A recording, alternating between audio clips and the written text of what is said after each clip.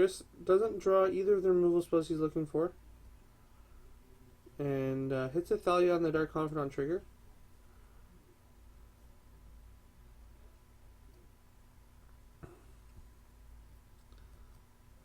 And putting a counter out there to help remind himself that he's got to use that ability.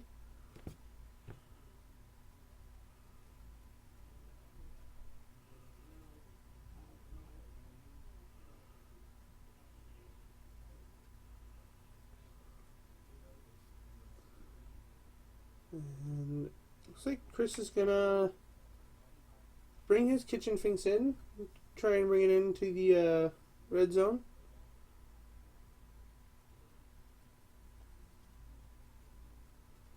And Frank's going to Aether Vial in the Mind Sensor, and then exile the Kitchen Finks with the Persist trigger on the stack. So Frank's getting better at this. Oh, he does not gain 22. He gains 1. He can even exile his own Leonian Arbiter here. Oh, that kind of feels bad. As Chris is going to play the Flicker Wisp and bounce to Scavenging Ooze. So get rid of some of the work that Frank's done this turn. Yeah, Doug, the Mind Sensor really changed the game quite a bit here.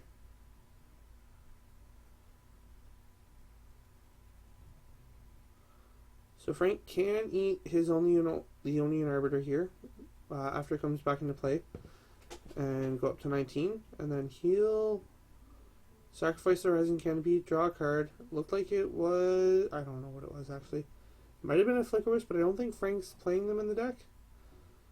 So anything's possible. Oh, it was a Path. Okay, so that'll take care of the Flicker Wisp. So it opens up the skies again for the Aven Mind Sensor. Frank looks like he drew a land for the turn. Nope, it was another Noble Hierarch. Mind Sensor's coming across again. This time for 5. Ooh, Chris has his own Mind Sensor now. Drops under 2 though.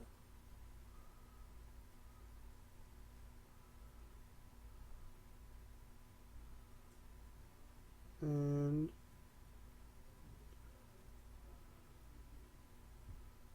that Exalted though. Yup.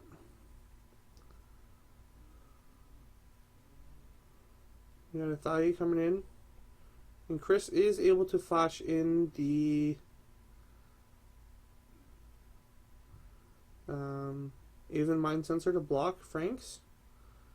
I'm not entirely sure why Frank elected to block with the Noble Hierarch instead of blocking with the Scavenging Ooze. That kind of confuses me because he just let it die. He was able to eat it with the Scavenging Ooze to gain a point of life, but I don't know if that 1 point of life is super relevant right now.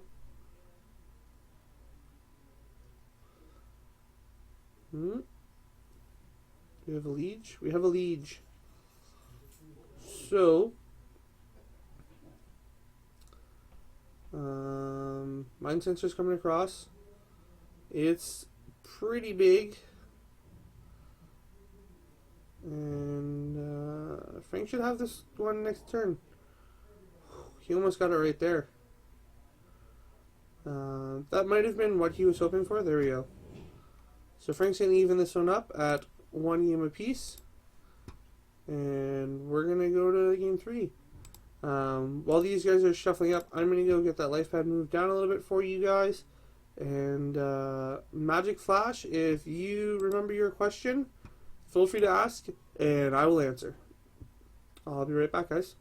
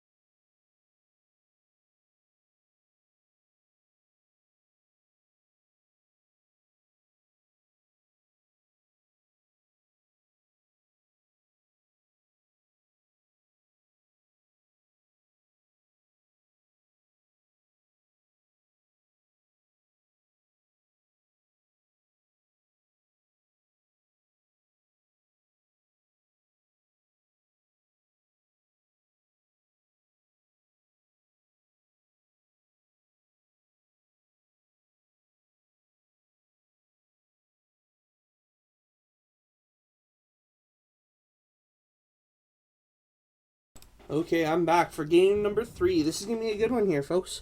I hope you're excited.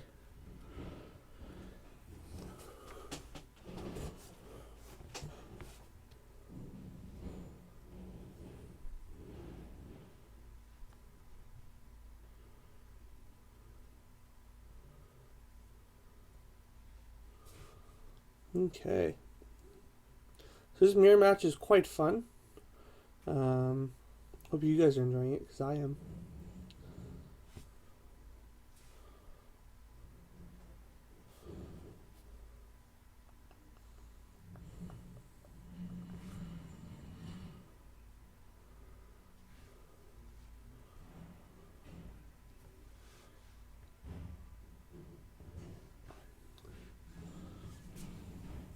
Anything's possible here.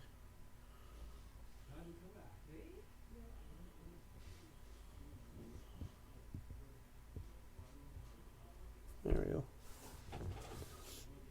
Okay, so we got a Thalia coming in. She's going to make this a little bit more fun here. And let's see what Frank has for his turn too.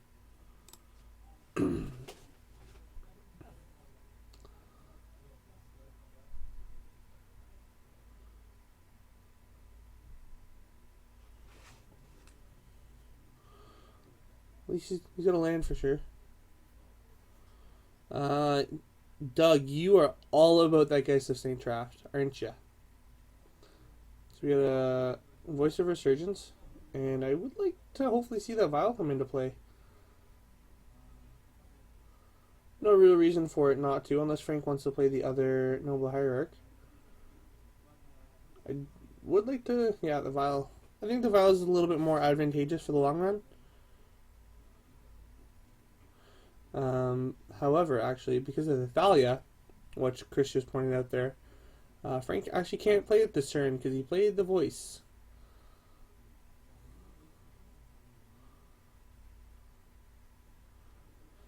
Okay, so we have a Leonian Arbor coming in, and a Ghost Quarter, and the Ghost Quarter is going to take care of Frank's Rage of Verge Thicket. Oh, Frank's just going to have to say, yeah, that happened. And Thalia comes across for 2. Frank's going to take it here, as his Voice is going to be able to start coming in for 4.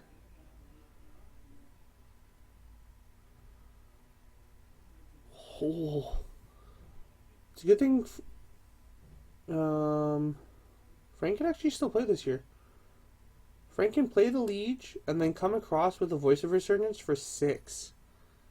That's a lot of damage to push through in one turn, after having your stuff Ghost Quartered. Now Frank does have to pay 2 for any non-creature spells he wants to cast this turn. So he's going to Path the Thalia, and then Ghost Quarter Chris's land, and then play the Vial.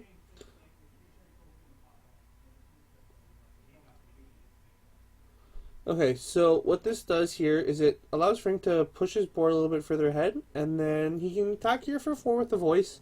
Doesn't have to worry about trading it off. It is one of his value creatures, so I'm sure he'll get some good value out of it. This Ghost Quarter is going to take care of Frank's last actual land. And Chris has his own Vial. So we've got a bit of a race here. It looks like Frank forgot about the Exalted last turn with the Voice. Ooh. I kind of feels bad for Frank there.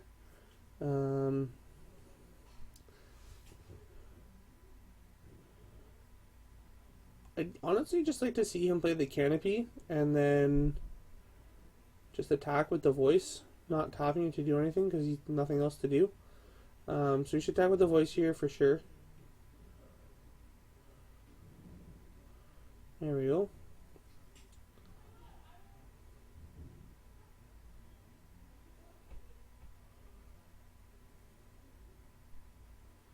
Okay. So the one thing that Chris does look to have is the advantage of lands over Frank. And Frank's just going to get into a attacking war in a race with the Arbiter. However, he does have the advantage right now because of the Exalted triggers. Which leads me to wonder why the black-white deck or the green-white deck don't splash the other color.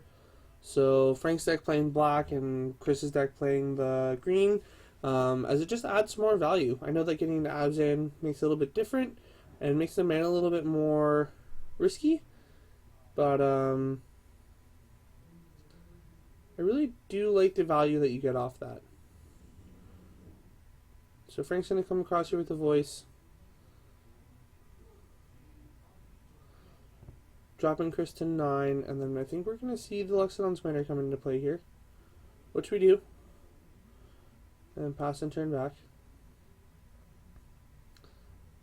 So.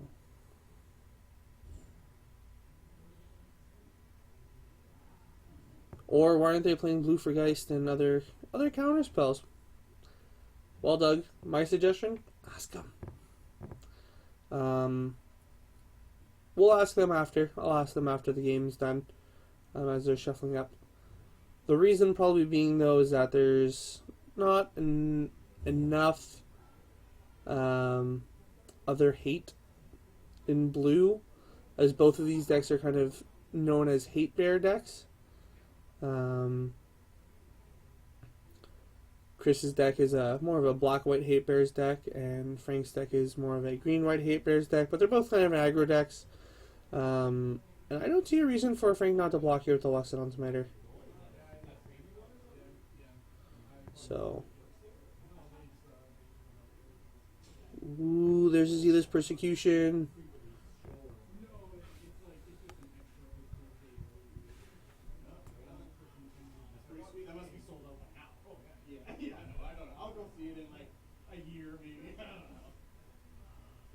Okay, so that's a lot of value there for Chris with the Azealous Persecution. Takes care of all of Frank's guys.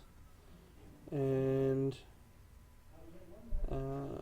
makes it a little bit harder here. All but one. As it gives all of Chris's guys +1/+1 and all of Frank's guys -1/-1.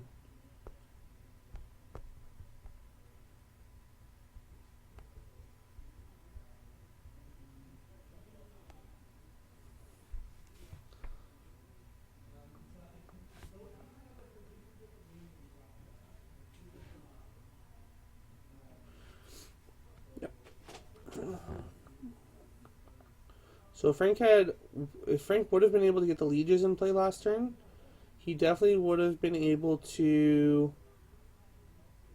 get some extra value in there. So Chris is down to 6.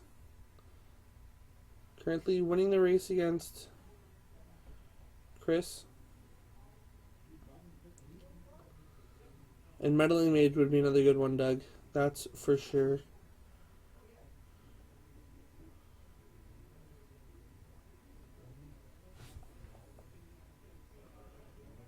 I think at that point, though, if we're adding the third color, I think it just wants to be more of the Abzan Coco Infinite Life Gain deck. Ooh, Dismember. So that's gonna kill it. Frank's gonna get a token. We'll see what tokens Frank decides to put in. Come on, Frank, use the good ones. Aw, Frank. You're gonna have to give Frank a hard time. There's some really pretty tokens in there. Yep, put it up, Frank. Put it up to 4. There you go.